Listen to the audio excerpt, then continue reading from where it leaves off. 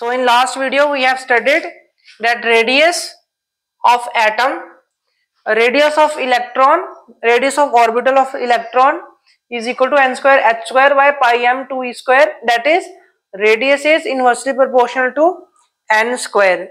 Radius of the stationary orbit or allowed orbit is inversely proportional to n square. And second thing is velocity of electron in that orbit is inversely proportional to 1 by n. So next we will move to the energy. We need all these expressions we need to study the spectrum of hydrogen atom. So next thing we need is the energy. Now energy, total energy is equal to kinetic energy plus potential energy, because the atom is revolving around the nucleus, so in orbit of radius r. So because both are charged particles, so it has a potential energy equal to 1 by 4 pi epsilon naught q1 q2 by r, and it also has a kinetic energy because it has a tangential velocity of v, so it has a kinetic energy equal to half mv squared.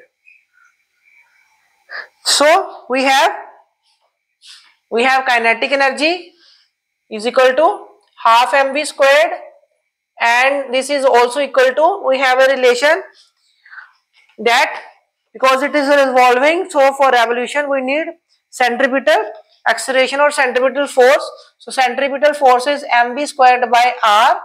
mv square r is the centripetal force, which is equal to electrostatic force of attraction 1 by 4 pi epsilon naught. The force of attraction is equal to the centripetal force. That is why it is able to rotate 1 by 4 pi epsilon naught. Q1 is charge on nucleus, Z into E, atomic number into E, and charge on electron is E divided by R squared. So from here we get mv squared is equal to, so from here we can write mv squared, because kinetic energy is half mv squared. So mv squared divided by 2 is equal to kinetic energy, which is equal to, so mv squared, so this r will get cancelled, 1 by 4 and divided by 2 is 1 by 8 pi epsilon naught z e squared upon r, and it is negative. Sorry, it is positive. So this is the kinetic energy, and total energy is kinetic plus potential. So potential energy we have, it is negative, and it is 1 by 4 pi epsilon naught. Q1 means ZE, Q2 means E upon R. This is the potential energy. So R is the radius of the orbit. Now it is negative because it is attractive. The electron is attracted by the nucleus, and potential energy is the work done in bringing the charge from infinity to that point. From infinity to this point, the work done on bringing the electron here is the potential energy, and because it is attracting, so we are not doing work, because the nucleus itself is attracting the opposite charged electron. So work is done by the nucleus and not by the external field. It is done by the field itself, electrostatic field itself. So this work is negative. So potential energy is also negative. Means we have to do work to remove it. We have to do work so that the electron can be ejected from the atom. We have to do work against this attraction. So every attracting potential is always a negative potential. Now total energy we have to find. Total energy, E total. So total energy is kinetic plus potential. So kinetic is 1 by 8 pi epsilon naught.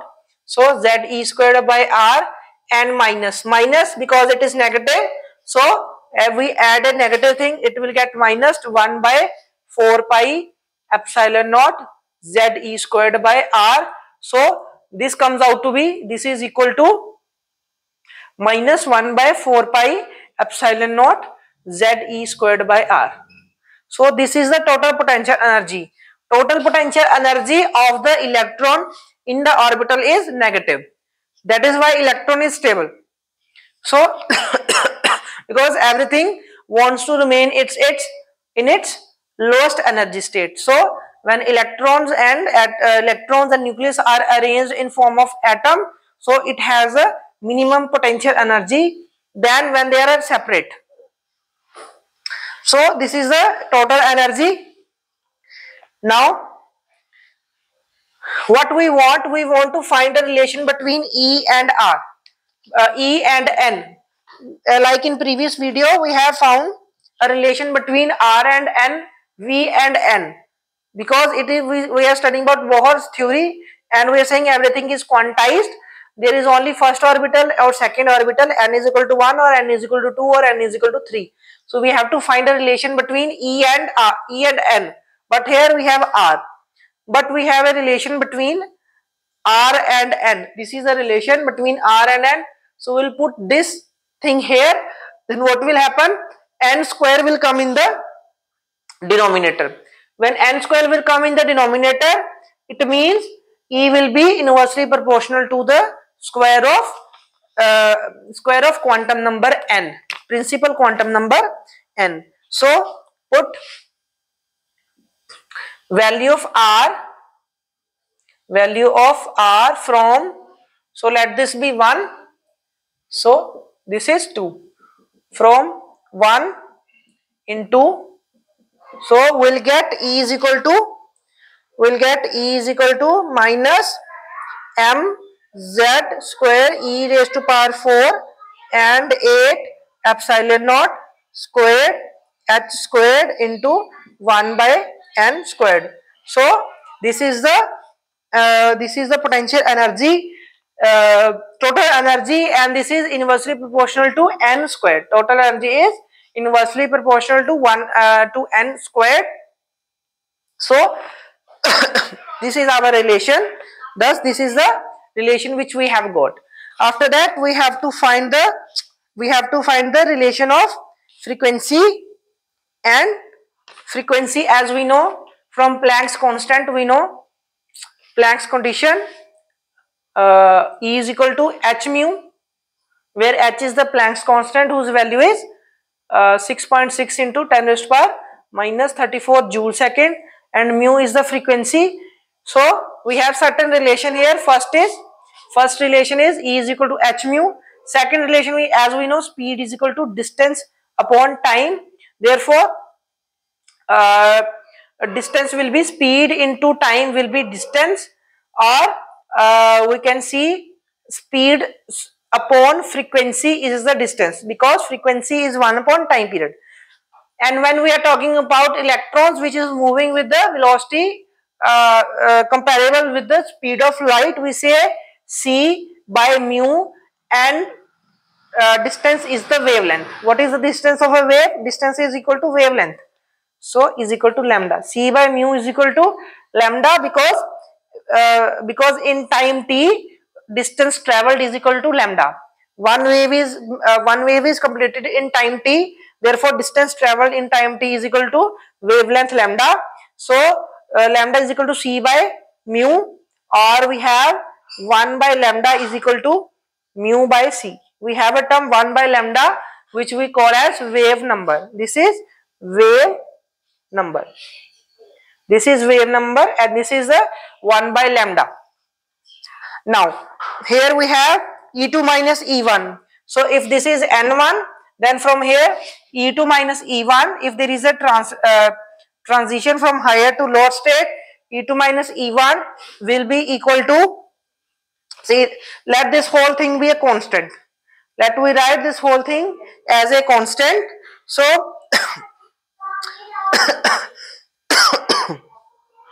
so this will be written as, let this we write z squared, and other thing we write as a constant r, and it is equal to 1 by n1 squared minus 1 by n1 squared. Why?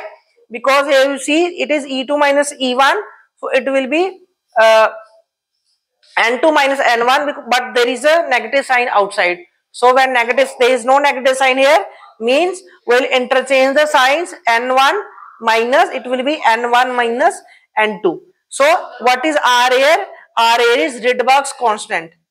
Rydberg's constant. So this is also this value is also a constant, and it is equal to the Rydberg's constant. Now we have a frequency. we write frequency. So frequency is equal to E is equal to h mu. So E by h is equal to frequency. So frequency is E2 minus E1 divided by h. So it will be equal to z square r into 1 by n1 square minus 1 by n2 square, and here we can write h cube here. So this will be r, and this is equal to r into h. This is basically equal to r into h and z square into r, because r is equal to h cubed. So if here h cube is there, then it will be equal to r. So next we want to find lambda, and 1 by lambda, and 1 by lambda is mu by c. 1 by wavelength is mu by c. So 1 by lambda will be equal to mu frequency divided by c, and this will be equal to z square r divided by c, z square r, and divide by c into 1 by n1 squared minus 1 by n2 squared. So this will be equal to 1 by lambda. And why we are doing this? Because this is the wavelength. So this is wavelength, and from wavelength we want to know which color of light will be emitted during the formation of spectrum. When a spectrum is made, whenever a spectrum is made, there is emission. So when the electrons come from a higher orbital to a lower orbital, it emits radiation. So that radiation depends upon the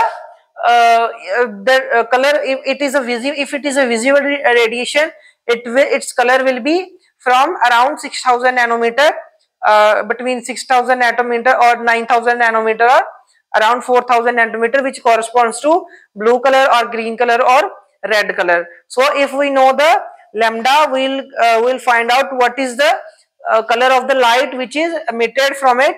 So what is the wavelength? Therefore we have done this relation. This is the relation we have done for this. Now E is equal to, now we can also write for hydrogen. If we talk about hydrogen, for hydrogen Z is equal to 1, and for hydrogen Z is equal to 1, so E will be equal to, so E energy, E will be equal to, we'll put the values of all other things, it will come out to be minus 13.6 divided by n squared. Minus 13 upon 6 divided by n square electron volt. This is the energy of the nth orbit of hydrogen atom. So if this is the different orbits of hydrogen atom, so for this n is equal to 1, n is equal to 2, n is equal to 3. So energy correspond to this. First is minus 13.6 is the energy of the electron, total energy of the electron in first orbit. So if it is in second orbit, it will be minus 13.6 divided by 2 squared by 4. So here we can see, as we go on to the excited state from first orbital to second to third orbital, then what is happening? The total energy is becoming less negative. Total energy is becoming less negative. So we'll see it with the diagram. So as we move on, the total energy, so this is the radius. So we are going away from the nucleus, so radius is increasing. So what is happening? As radius is increasing, potential energy, total energy is becoming less negative. So total energy is becoming, here it is negative, minus y-axis, this is plus y-axis, and total potential energy is also becoming less negative. Potential energy is also becoming less negative. That is why it is easy to remove outermost shell, because more the negative value of energy, more the potential is negative. It means more strongly it is attracted by the nucleus, and more difficult it is to eject an electron. So it is easy to remove an electron from the outermost orbit. Whenever an electron is removed from an atom, it is removed. First it comes out from the outermost orbit. Why? Because potential energy in the outermost orbit is less negative. So it is easy to remove. Next we'll study about the discrete energy spectrums. So discrete energy spectrums we'll study. First of all, we should know what is a spectrum. So from here what we'll study, and we can also say kinetic energy. The relation is kinetic energy is maximum here, then it goes on increasing. Why? Because goes on decreasing by kinetic energy is equal to half mv squared. Kinetic energy is equal to half mv squared, and we have done V is inversely proportional to 1 by r. V is inversely proportional to 1 by r. Since V is inversely proportional, it means the velocity is maximum in the innermost orbit and velocity goes on decreasing as we move to the outer orbits. Since as we move to outer orbits, the velocity goes on decreasing. Therefore, as we move outwards, kinetic energy starts decreasing. Kinetic energy, it starts decreasing. After that, now we'll study about the spectrum. We'll study what is a spectrum, and after that we'll finish this video, and in the next video we'll study the spectrum of hydrogen atom in detail. And in studying the hydrogen atom spectrum, we'll make use of all the formulas and all the relations. 3 relations we have done. First is radius with the value of principal quantum number n, then is velocity and frequency, and 1 by wavelength we have done.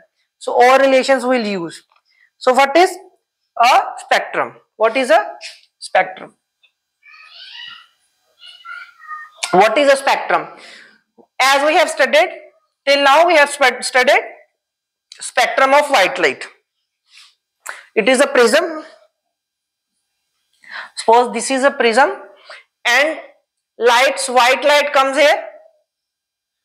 White light comes, and here we have a screen.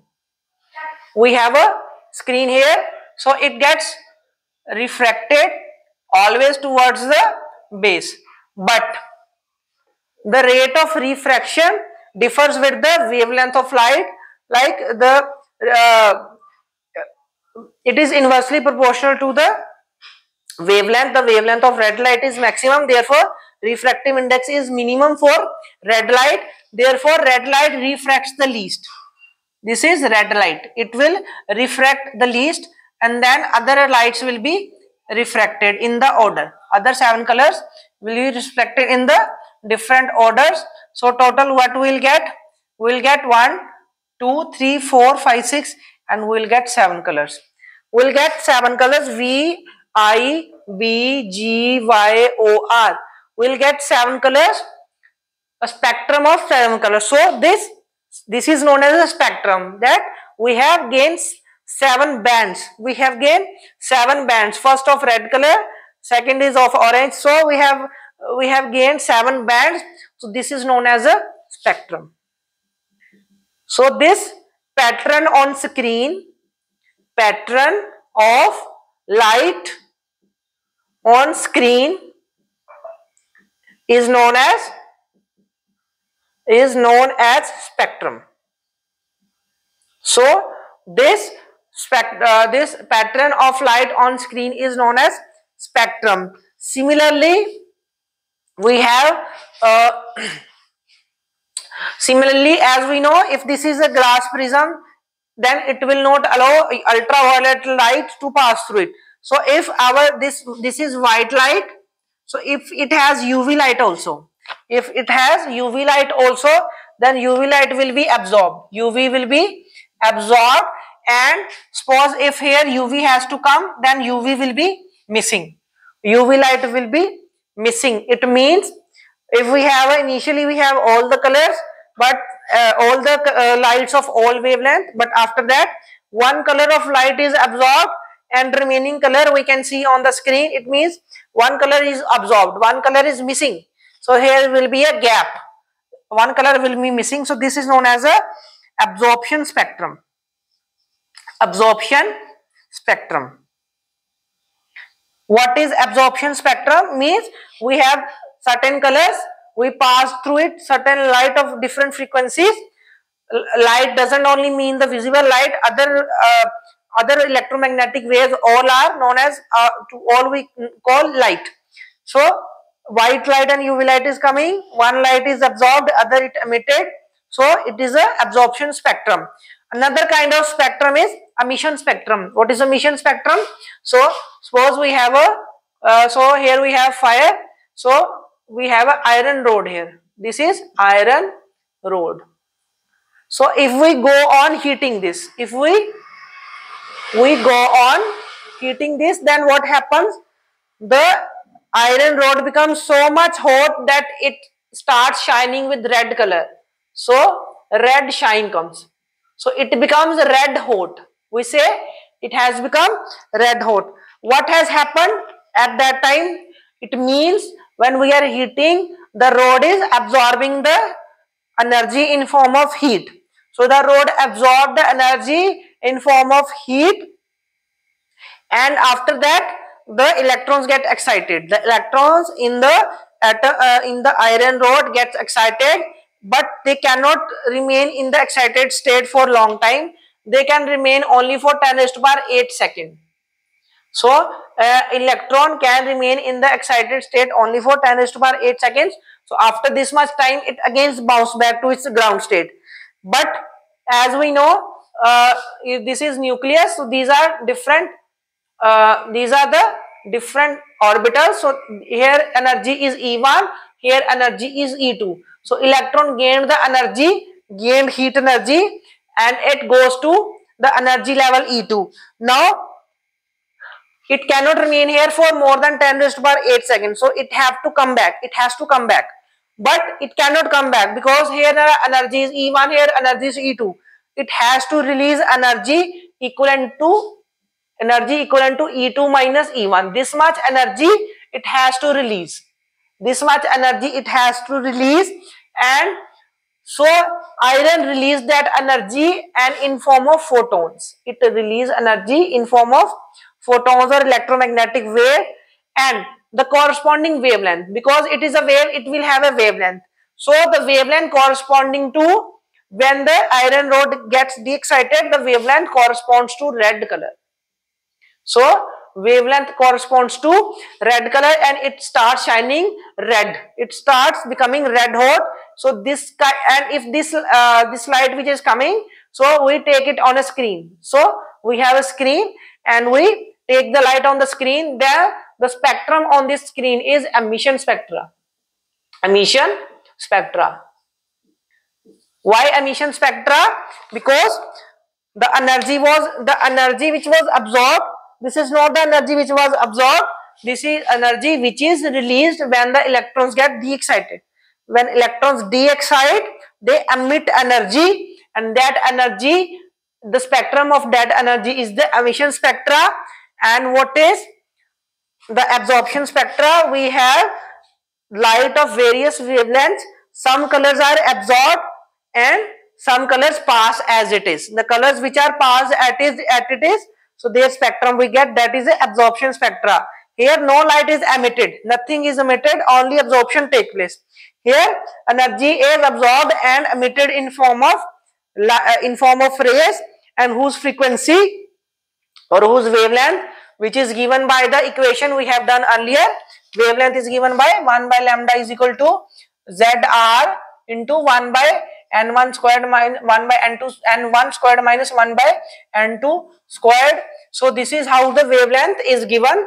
So if this wavelength corresponds to red light, or lambda is, suppose lambda is around 6000 angstrom, so we say it is red light is emitted. Red light is emitted. So these are the different lights which are emitted when there are different lights are emitted when transition takes place from different energy levels. There is a certain difference between E1 and E2 energy level. So red light is emitted. If the transition is from E3 to E1, there will be a different energy gap. If there is a different energy gap, there will be So there is n1 n2. So if it is from n3, it will be n1 minus n3. Then the value of lambda will be different, and the value of lambda is different, then the value of color of light will also be different, and that spectra will be recorded on the screen. And this spectra we will study now. Now we will study the Bohr's theory of hydrogen atom and hydrogen spectra in detail. Next, our most important topic is the hydrogen atom. What are the different wavelengths or colors or different wavelengths of light which are emitted when transitions take place in hydrogen atom? So that we will study in the next video, and we will use all the terminologies we have studied till now. Thank you so much, and revise this.